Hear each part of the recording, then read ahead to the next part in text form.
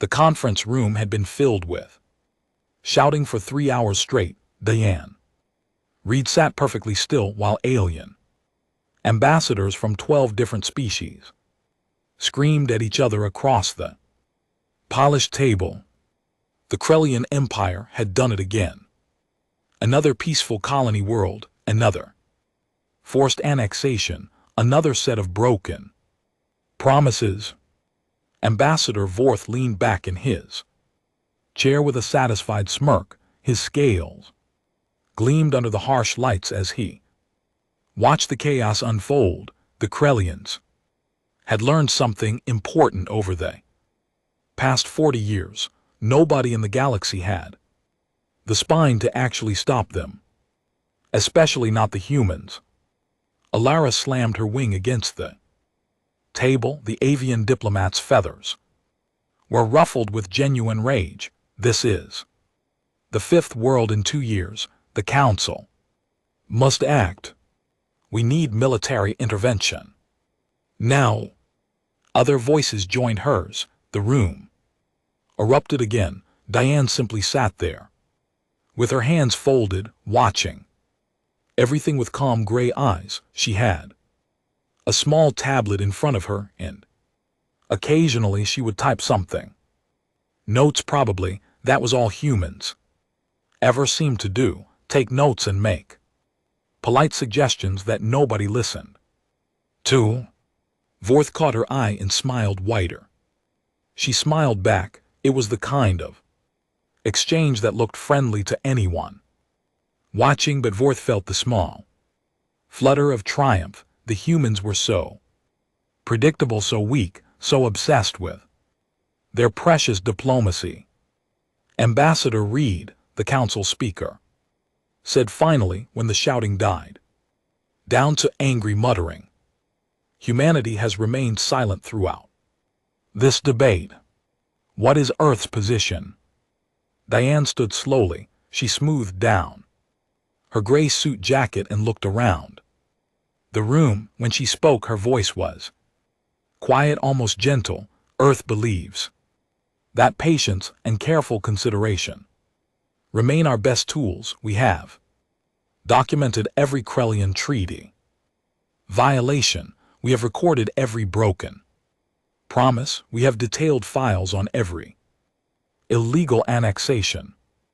Vorth actually laughed. More documentation, more files. Perhaps you could bore us to death with your reports, Ambassador. Several delegates chuckled. Even Alira looked disgusted. Diane did not seem bothered. She continued in that same calm voice. We simply ask the Council to remember that humanity prefers to exhaust all peaceful options before considering alternatives. Alternatives? Vorth leaned forward.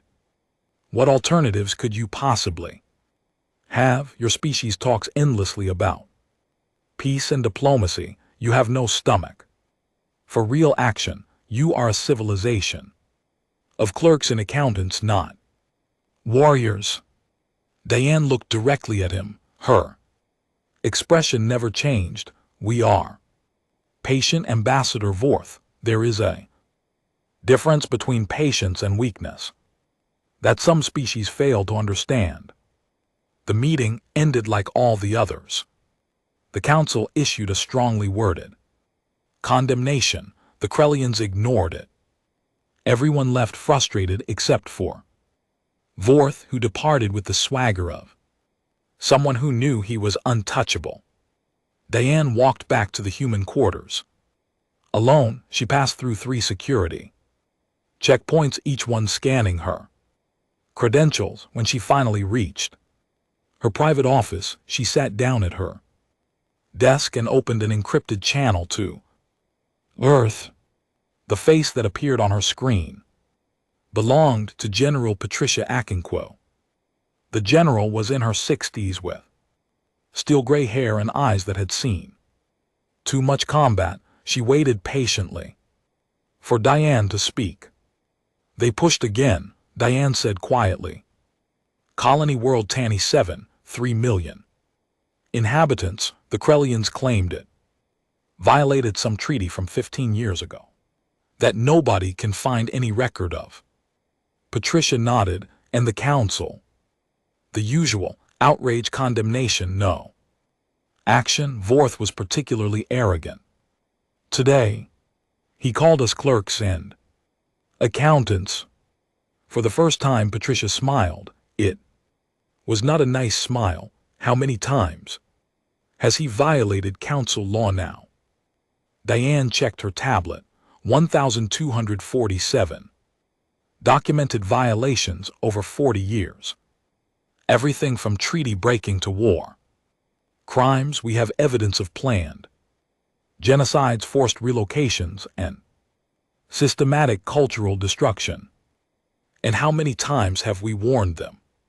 Through proper diplomatic channels. Every single time, 40 years of warnings, requests, and peaceful negotiations, all documented, all ignored. Diane paused. I am requesting Phase 1 approval, General. Patricia was quiet for a long moment. 40 years, an entire generation had passed since first contact with the Krellian Empire. 40 years of watching them expand, conquer, and abuse their power. 40 years of human diplomats being mocked and dismissed. 40 years of patience. You understand what this means, Ambassador? I do. Once we begin, there is no going back. The galaxy will see what we really are. Diane thought about Vorth's smirk. She thought about all the species who looked at humans with barely concealed contempt. Weak humans, passive humans. Humans who could not fight, who could only talk and take notes and file reports. They have given us legal and moral justification, she said. 40 years of it, everything documented and verified. When the historians look back at this moment, they will see that we exhausted every single peaceful option. We gave them every possible chance. Patricia nodded slowly. Phase 1 is approved. Execute when ready. The screen went dark. Diane sat alone in her office for a few minutes, thinking about what came next. Then she opened another channel, this one even more heavily encrypted. Across the galaxy, in dozens of Krellian-controlled systems, humans received a message. Some of them had been waiting for 5 years. Some had been waiting for 20. A few had been in position for nearly 40 years, living entire lives in deep cover. The message was simple, just 2 words. Phase 1. On the Krellian homeworld, a man named David closed his restaurant for the night. He had owned the small establishment for 35 years. Everyone in the neighborhood knew him. He made the best Krellian comfort food in the city. Even though he was human, people trusted him. They talked freely around him. They had no idea that his restaurant sat directly above the Krellian Central Intelligence headquarters. They did not know about the listening devices woven into the building's foundation. They could not imagine that every conversation, every secret meeting, every classified discussion had been quietly recorded for 3.5 decades. David looked at the message on his private communicator. Then he looked around his restaurant one last time. He had grown to genuinely like this neighborhood. He would miss it. But orders were orders, and humanity had been patient long enough. He began downloading 35 years of intercepted intelligence. The Krellian celebration lasted 3 days. Vorth hosted a grand party in his estate overlooking the capital city. Diplomats from a dozen subject species attended, either because they wanted to or because they were afraid not to. The message was clear. The Krellian Empire was unstoppable, and the galaxy had accepted it. Nobody noticed when the power flickered. For just 2 seconds during the festivities, it was such a minor thing. The backup generators kicked in. Instantly, the party continued without interruption, but in the Krellian Military Command Center, a young engineer named Roth saw something that made his blood run cold. The flicker had not been random, it matched a pattern. And GT snorts. And GT, a very specific pattern that he had seen before in old maintenance reports. Roth had been reviewing historical data for weeks now, trying to understand why Krellian military installations kept having small malfunctions, nothing catastrophic, just annoying little problems that cropped up at the worst possible times. A targeting system would freeze during weapons tests. Communication relay would drop. Connection during important transmissions, a power coupling would fail right before a major operation.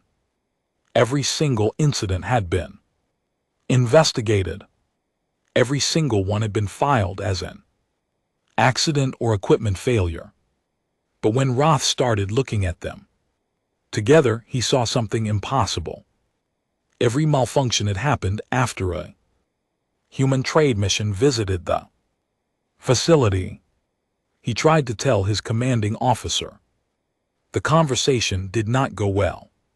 You are saying that humans, the weakest species in the council, have been sabotaging our military for 40 years. His commander's laughter was not kind. Humans cannot even organize a proper military response. They send diplomats and accountants. They take notes. That is all they do. But sir, the pattern. There is no pattern. There is incompetence in our engineering divisions, which is why we are replacing them with Krellian educated personnel. Humans are not capable of this kind of operation. Dismissed. Roth left feeling foolish. Maybe he was seeing connections that were not there. Maybe it really was just bad luck and poor maintenance. But he could not shake the feeling that something was very wrong. Across the galaxy, Alara was having similar thoughts. The avian diplomat had spent the last week reviewing intelligence reports from multiple species. She was not looking for anything specific at first, just trying to understand the bigger picture of Krellian expansion. That was when she noticed the humans. They were everywhere, not as soldiers or obvious spies, but as traders, teachers, engineers, and cultural ambassadors. Over 40 years, humanity had woven itself into the fabric of dozens of civilizations. They ran businesses, they taught in universities, they worked on construction projects and infrastructure development, and they always seemed to be present just before something happened. Alara pulled up a map showing human populations across known space. Then she overlaid it with Krellian military installations. The correlation was unsettling. Nearly every major Krellian facility had human workers or nearby human settlements.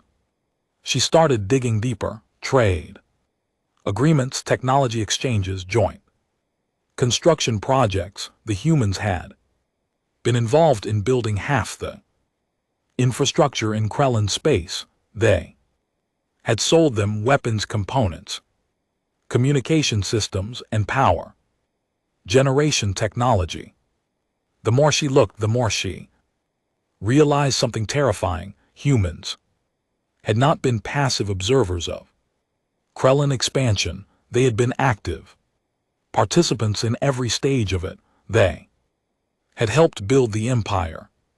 But why? What possible reason could they have for helping their enemies grow? stronger, unless they were not helping at all. Ilara opened a secure channel to Diane. "Read," the human ambassador answered, immediately looking as calm and composed as always. "Ambassador Ilara, how can I help you? I need to ask you something directly." "Ambassador Reed, how long have your people been planning this?" Diane tilted her head slightly. "Planning? What?" "Do not insult my intelligence. I have been reviewing the data. Human involvement in Krellin space is not random. It is systematic, methodical. You have people everywhere, in every system, every facility, every important location. Humanity has always believed in cultural exchange and peaceful cooperation. Cultural exchange does not explain why you have engineering teams that worked on Krellin weapons facilities. It does not explain why human contractors helped design their communication networks. It does not explain why you have restaurants and businesses positioned near every major military installation. Diane was quiet for a moment, then she smiled. It was a small smile, but it changed her entire face. For the first time, Ilara saw something other than diplomatic politeness in those gray eyes. "You are very observant, Ambassador Ilara. Most species only see what they want to see. What are you planning?" "We are not planning anything. We have already done it. We have been doing it for 40 years. Every trade agreement was carefully negotiated. Every technology transfer was thoroughly documented. Every human who moved to Krellian space was extensively trained." "Trained for what?" "For patience, for observation, for waiting until the exact right moment." Diane leaned forward slightly. "Do you know what humanity learned from our own history, Ambassador? We learned that the best way to defeat an enemy is to make them dependent on you first. Let them think they are using you. Let them grow comfortable and arrogant, and then when they finally push too far." She did not finish the sentence. She did not need to. Ilara felt her feathers rise in instinctive alarm. "You are going to destroy them." "No, we are going to teach them a lesson. There is a difference." Diane pulled up a file on her screen. "The Krellian Empire has violated 1,247 council laws. They have threatened or harmed 63 different species. They have planned at least 4 genocides that we know of. We have evidence of all of it. Documented, verified, impossible to deny." "How long have you had this evidence?"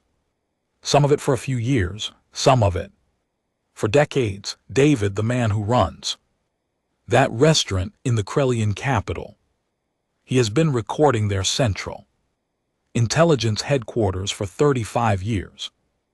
Every secret, every plan, every crime, all carefully saved and cataloged." Ilara could not speak. The scope of it was overwhelming. 40 years of preparation, an entire generation of humans living double lives, waiting for orders that might never come. "Why wait so long?" she finally asked. "Because we needed the galaxy to see that we tried everything else first. When we act, it cannot look like aggression. It must look like justice. It must be undeniable that we gave them every possible chance to change.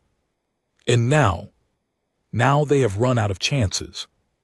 The first sign that something had changed came at exactly midnight, Galactic Standard Time, across 17 Krellian-controlled systems. Human civilians simply vanished. Not all of them, just specific ones, the ones who had been there the longest, the ones who were most integrated into Krellian Society. David locked his restaurant door for the last time. He had already transmitted 35 years of intelligence data to Earth. The upload had taken 6 hours. Now he walked calmly to the spaceport with a single bag of belongings. Nobody stopped him. Nobody suspected anything. He was just David, the friendly restaurant owner who made excellent food. By the time Krellian security realized what was happening, he was already gone. The same scene played out hundreds of times across Krellian space. Teachers who had educated Krellian children for decades submitted resignation letters and departed. Engineers who had worked on critical infrastructure projects finished their shifts and never came back. Business owners sold their establishments to local buyers and left quietly. It looked random, unconnected, just humans deciding to go home after long assignments abroad. But Roth saw the pattern. He brought his concerns to a different superior, this time a senior intelligence officer named Garth. Garth listened carefully. Unlike the first commander, he did not laugh. Instead, he pulled up classified files that Roth had never seen before. "You are right to be concerned," Garth said quietly. "We have been tracking this for 3 days now. 273 humans have left Krellian space, all of them long-term residents, all of them departing within a 72-hour window." What does it mean? It means they were never residents at all. They were plants, sleeper agents. And if they are leaving now after 40 years of patience, it means something is about to happen. Garth was right. 6 hours after the last human civilian departed, the galactic news networks exploded with the biggest intelligence leak in recorded history. David's restaurant had not just been above the Central Intelligence headquarters, it had been directly connected to it through carefully hidden taps in the foundation. For 35 years, every conversation, every transmission, every classified document had been intercepted and recorded. Now it was all public, everything. Decades of Krellian secrets laid bare for the entire galaxy to see. The planned genocide of the Bellian species, the forced sterilization programs in occupied territories, the assassination of 14 different council delegates who had opposed Krellian expansion, the manufactured evidence used to justify wars, the systematic looting of conquered worlds, the secret weapons programs that violated a dozen treaties. All of it documented with perfect clarity, audio recordings, video footage, written orders with official seals. There was no room for denial, no way to claim it was fabricated.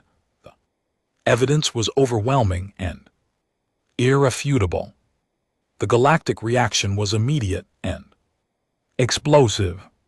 Species that had been afraid to oppose the Krellin suddenly found their courage. Economic sanctions were announced within hours. Trade agreements were canceled. Diplomatic relations were severed. The Krellin Empire went from untouchable to pariah in less than a day.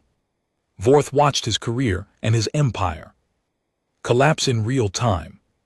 He sat in his office staring at screen after screen of devastating revelations. How had humans done this? How had they penetrated so deeply into Krellan security without anyone noticing?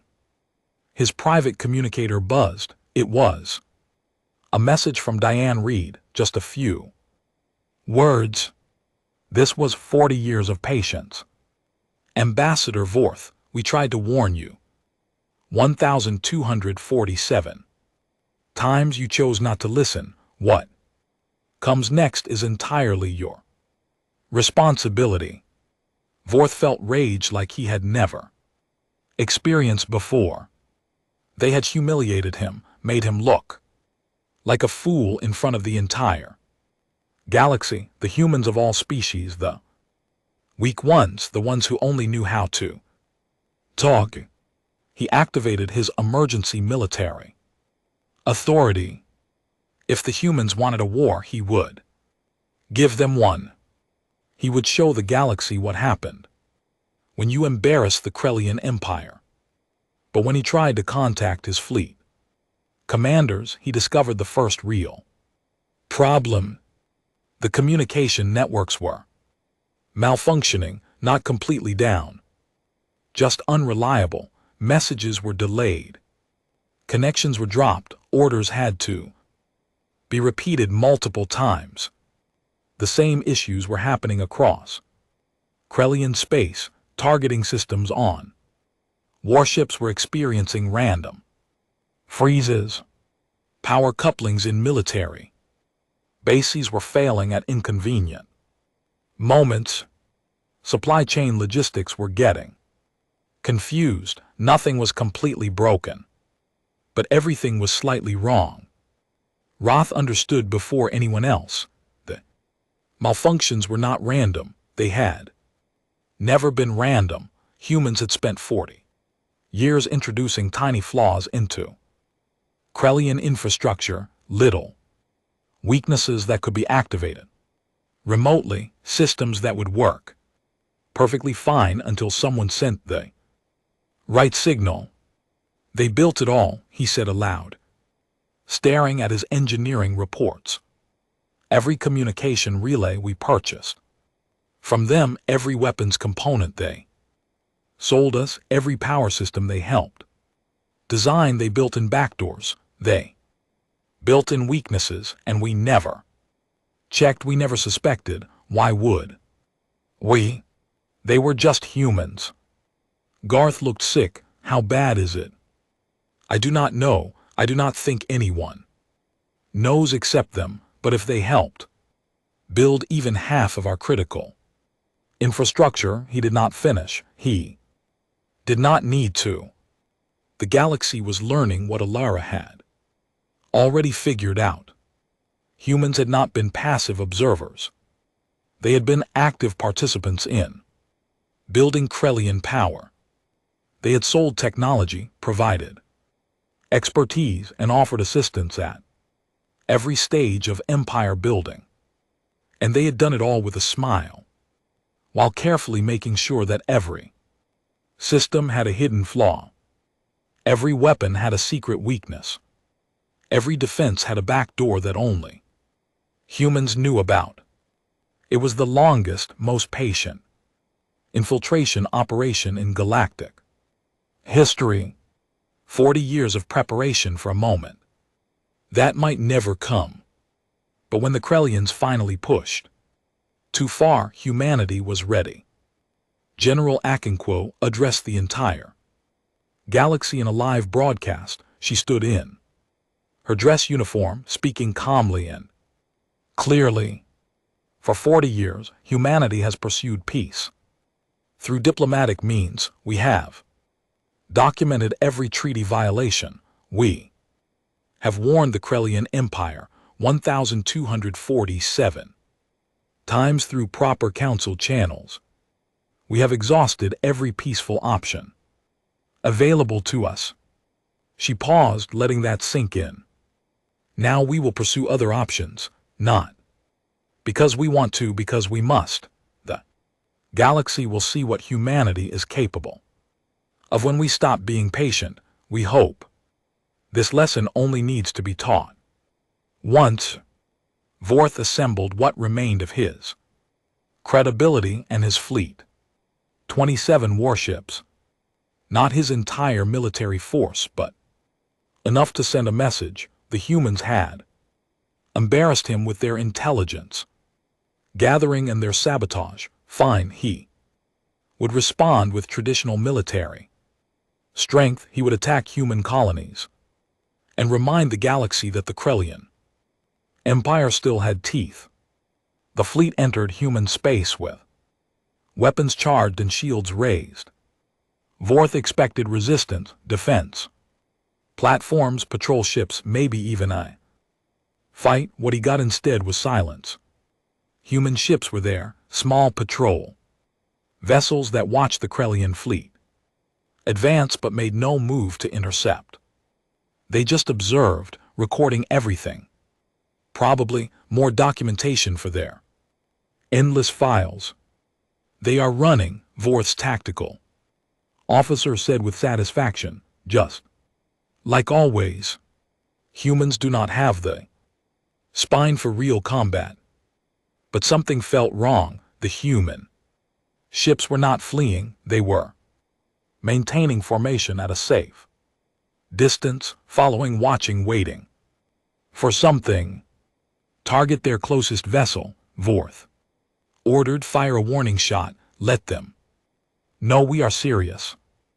The weapons officer activated the targeting system. Nothing happened. He tried again, still nothing. The entire weapons array was frozen. Sir, we have a malfunction. The targeting computer is not responding. Vorth felt ice in his stomach. Switch to backup systems. Already trying, sir. Backups are also frozen.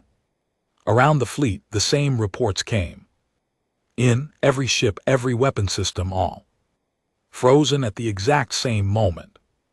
As if someone had pressed a button and shut them all down simultaneously.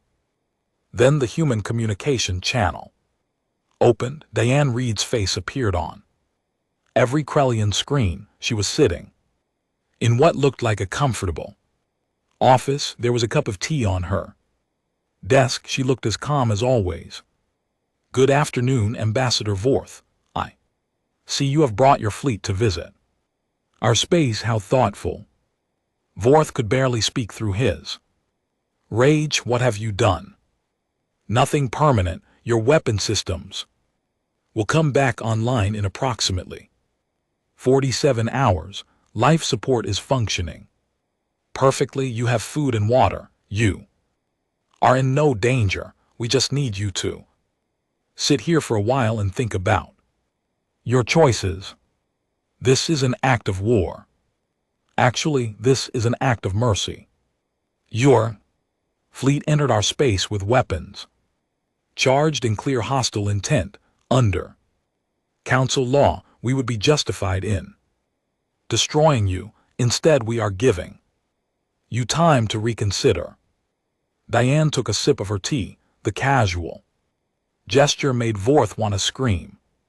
How, he demanded. How did you do this? Do you remember 15 years ago when you purchased upgraded targeting systems from a human defense contractor? The components were very advanced. Cut your targeting calculation time in half. Made your weapons much more accurate and efficient. Vorth did remember. It had been a major procurement. The systems had worked flawlessly for 15 years. Those systems contained code, Diane continued, dormant code that would activate only when it received a specific signal. A signal that only humanity could send. We built it into the firmware. Your engineers never checked. Why would they? We were just helpful humans selling you better technology. She smiled. It was not a nice smile. We did the same thing with your communication relays, your power couplings, your shield generators, your navigation systems. For 40 years we sold you improvements and upgrades. For 40 years you integrated our technology into your military without question. You thought we were weak. You thought we were just trying to make money. You never suspected that we were building a kill switch into your entire fleet. Vorth looked around his bridge. Everything looked normal. Lights were on, systems were running, but they were completely helpless, floating in human space with weapons that would not fire, and engines that would probably shut down if humans decided to send another signal. This is impossible, he said quietly. No species could plan something this. Elaborate this patient.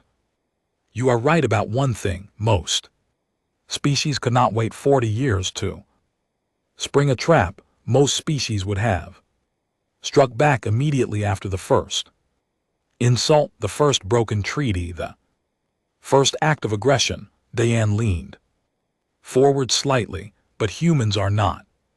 Most species, we learn patience because we had to. Our own history taught us that the predator who waits gets the better kill.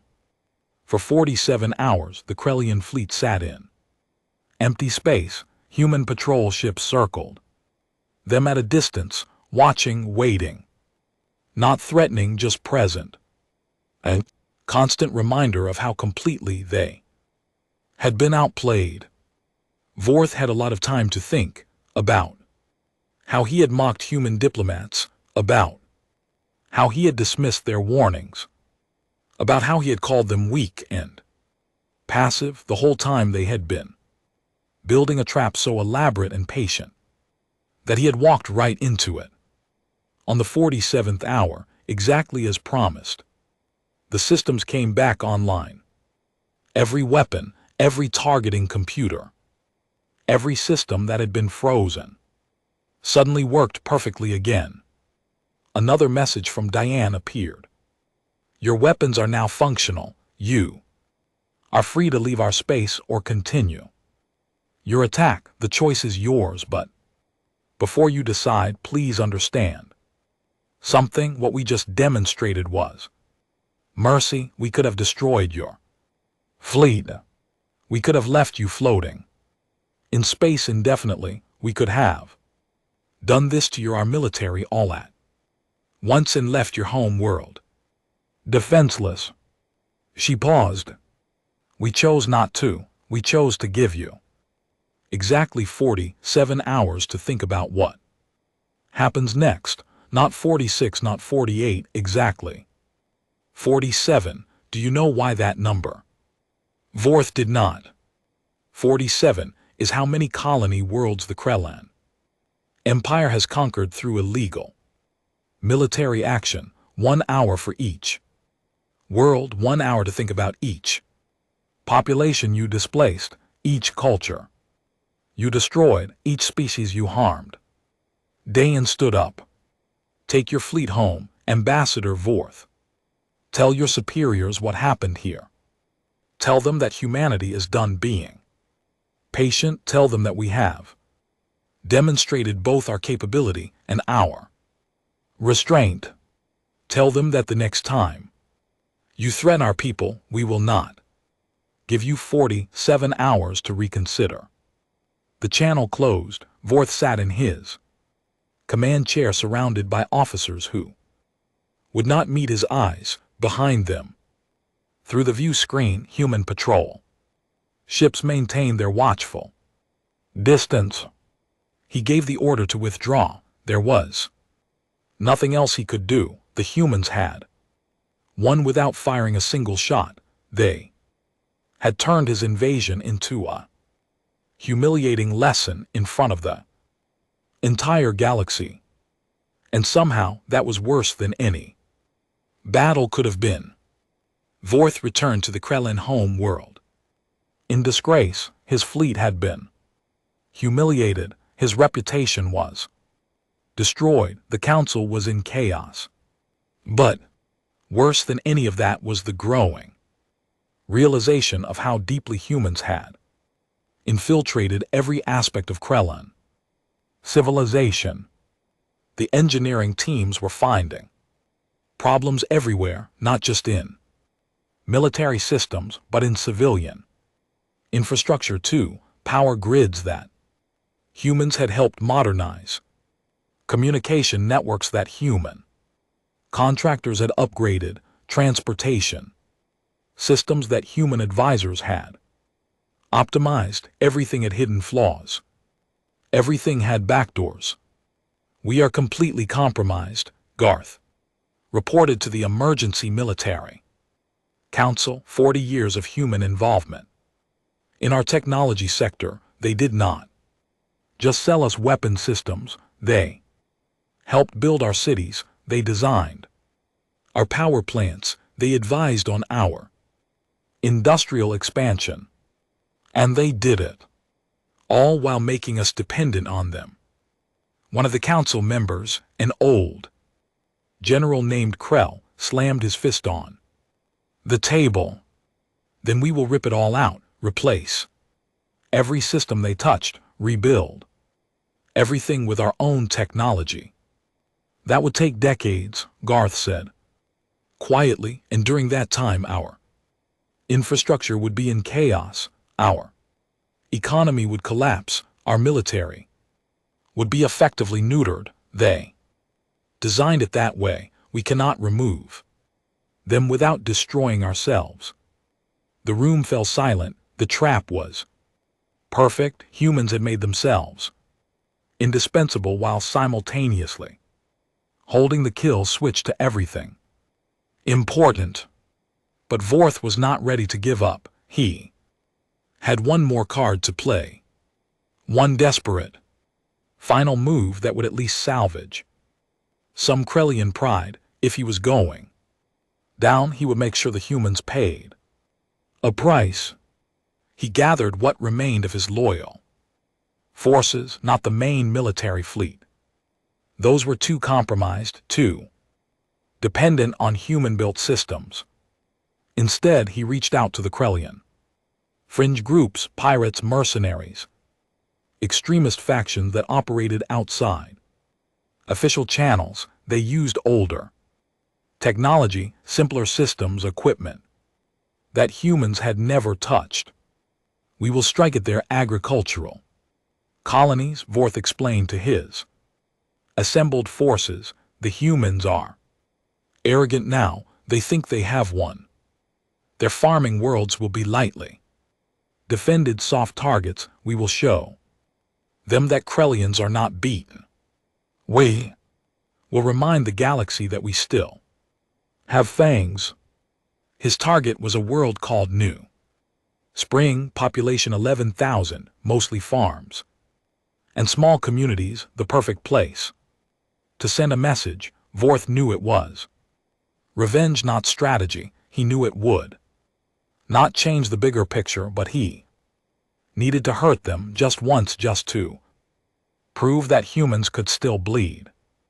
The attack force arrived at New Spring 3 days later. Orbital scans showed exactly what Vorth expected: farms, small towns, a few landing pads for cargo transports. No military installations, no defense platforms, no visible weapons. The landing craft descended toward the largest settlement. Vorth watched from orbit, already imagining the destruction, the fear, the humans crying for mercy. The landing craft touched down in what looked like a farming community. Buildings that appeared to be barns and storage facilities, equipment that looked like tractors and harvesters. Everything peaceful and innocent. Until the barns opened up. The agricultural equipment transformed. Harvesters became mobile weapons. Platforms, irrigation systems revealed. Hidden missile batteries, what looked like grain silos, were actually armored defensive positions. In less than 30 seconds, the peaceful farming community became a military kill zone. The Krellian soldiers never had a chance. They were caught in the open, surrounded by defensive systems, disguised as farming equipment. The few who made it to cover found themselves facing defenders who fought with terrifying precision. One of those defenders was a woman named Ruth. She looked like a farmer, gray hair, weathered skin, clothes covered in dirt. She had been living on New Spring for 28 years, growing crops and raising livestock. Nobody would ever suspect she had spent 20 years in Earth's special Operations forces before retiring to colony life. Ruth coordinated the defense from her kitchen while bread baked in the oven. She had a tactical display on her wall, hidden behind a painting of flowers. Communication equipment built into her old radio, weapons concealed in furniture. Group 3, they are trying to flank. From the east, Martin, take your people and cut them off. Copy that, Ruth, moving now.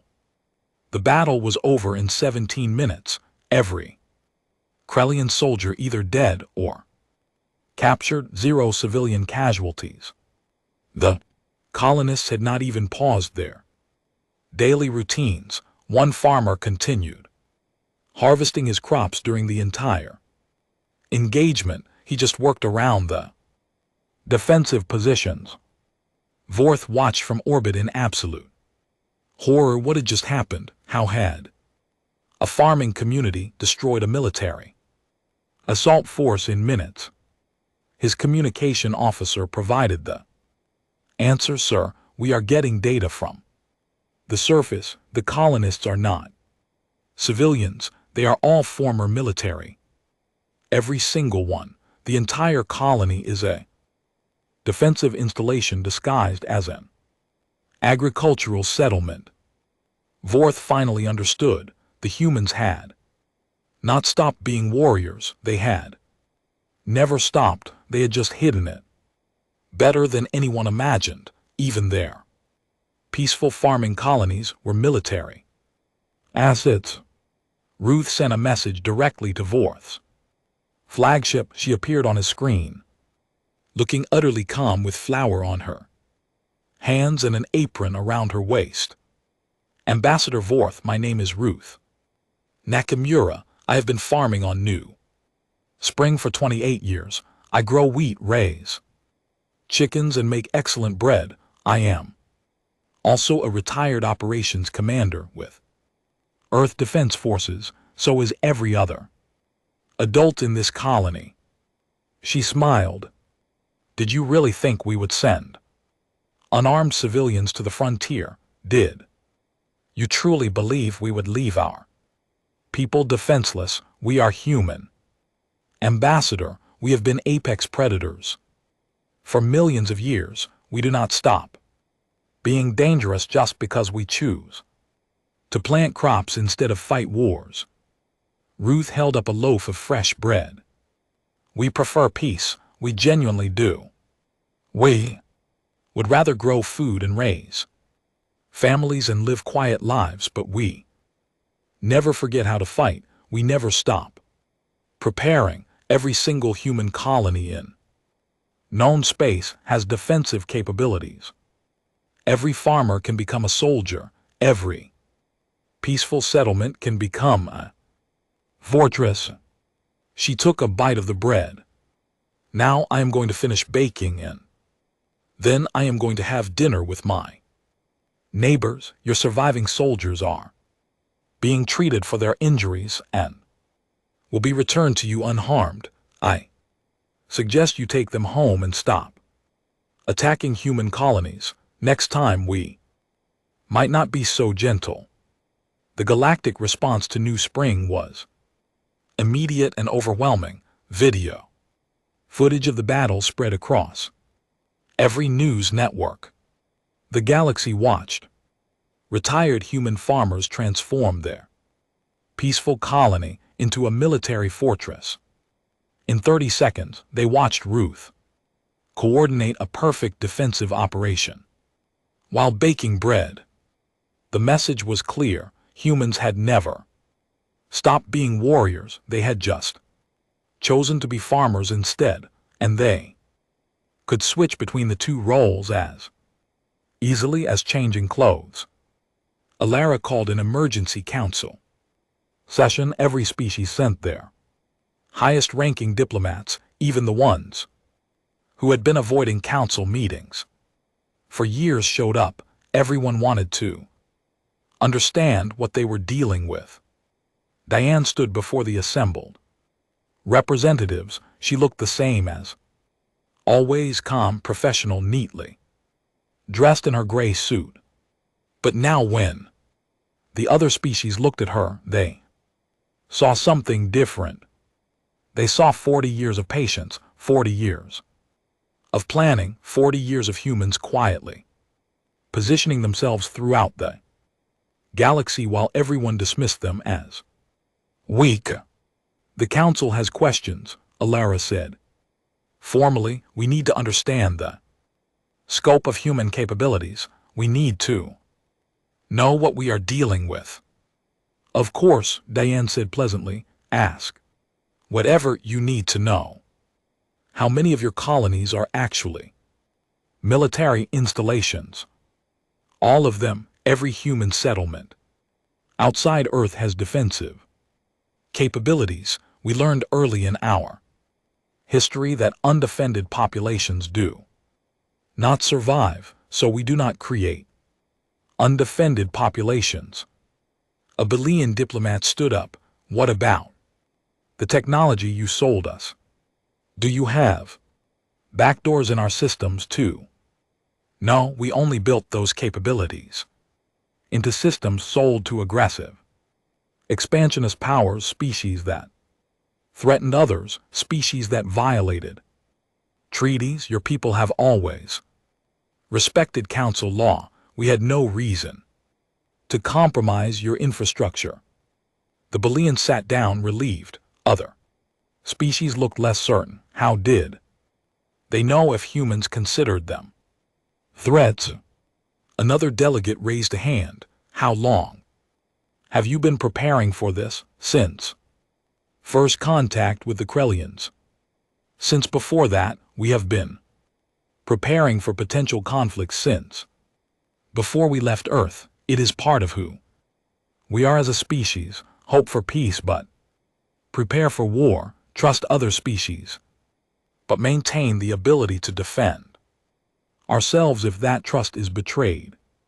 Vorth stood up. He looked like he had aged 10 years in the past week. You lied to us for 40 years. You pretended to be weak while building a trap. Diane looked at him directly. We never lied about our capabilities. We simply did not volunteer information you never asked for. You assumed we were weak because we preferred diplomacy. You mistook patience for inability. You confused kindness with cowardice. Those were your errors, not our deceptions. You manipulated us. We gave you 1,247 chances to stop violating Council law. We warned you, we pleaded with you, we documented everything and tried every peaceful option available. You ignored all of it. You called us weak. You called us clerks. You laughed at our diplomacy. Diane's voice remained calm, but there was steel underneath. We did not manipulate you. We simply waited for you to make your choice. You chose poorly. The Council chamber was silent. Everyone was processing what this meant. Humanity had been playing a game that nobody else even knew was happening. General Akinquo appeared on the main screen. She addressed the entire Council directly.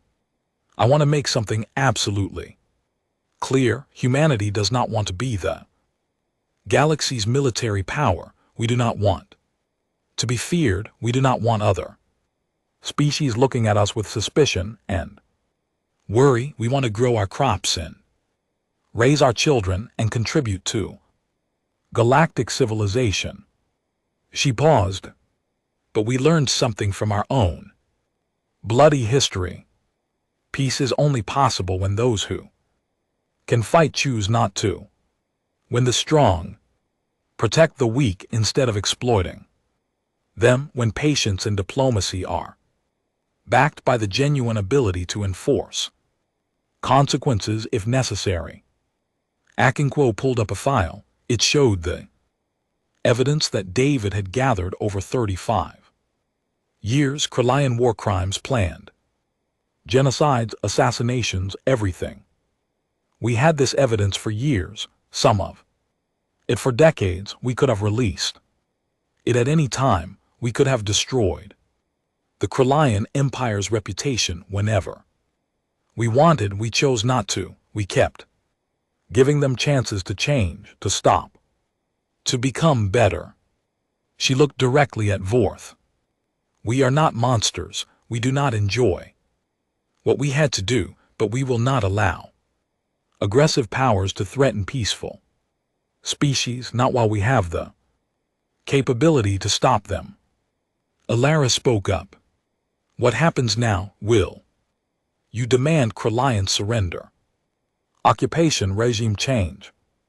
Diane shook her head. No, we want the Kryllians to reform themselves, to rejoin the galactic community as honest members.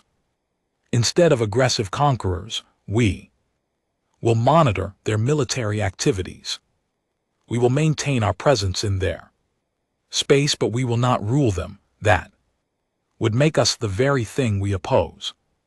And if they attack again, then we will respond appropriately, but we genuinely hope it does not come to that. We hope this lesson was sufficient. Vorth stood again. He looked defeated. Broken, what do you want from us? Transparency, honesty, respect for council law, an end to illegal annexations and treaty violations, reparations for the species you harmed. It is not complicated, Ambassador. We want you to do what we have been asking you to do for 40 years. Vorth sat down slowly. The fight had gone out of him. His empire was compromised from top to bottom. His military was dependent on systems that humans controlled. His infrastructure could be shut down with a single signal. He had no moves left to make. The council session ended with a new resolution. The Kryllian Empire would submit to complete transparency. Human observers would have access to all military facilities. Any violations would result in immediate consequences. It was not surrender, it was something worse. It was the entire galaxy watching, while a proud empire admitted it had been completely outplayed by a species they had dismissed as weak. 6 months passed.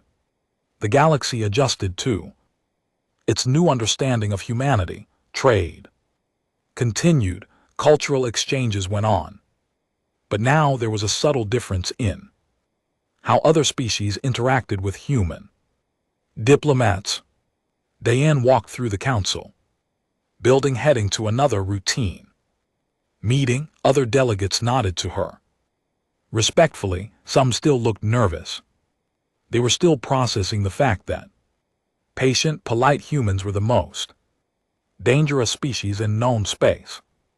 Alara caught up with her in the hallway. Ambassador Reed, may I ask you something personal? Of course. Do you ever regret it, the deception? The long game, 40 years is a long time to maintain that level of preparation. Diane considered the question carefully. I regret that it was necessary.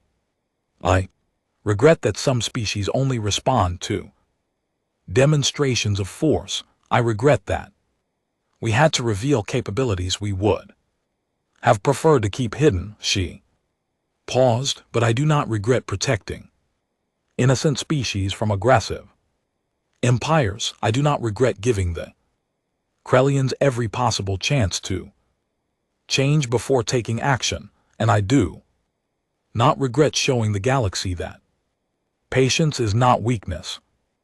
Alara nodded slowly. The other species are afraid now. They look at humans differently. I know that saddens me, but perhaps it is necessary. Perhaps the galaxy needed to understand that the peaceful should not be mistaken for the harmless, that diplomacy backed by genuine strength is the only kind that actually works. They walked together toward the council chamber. Behind them, the galaxy continued to adjust to its new reality. Humans were not conquerors, they were not aggressive, but they were absolutely not to be dismissed or ignored. They were patient, they were kind, they preferred peace. But they were also apex predators who had chosen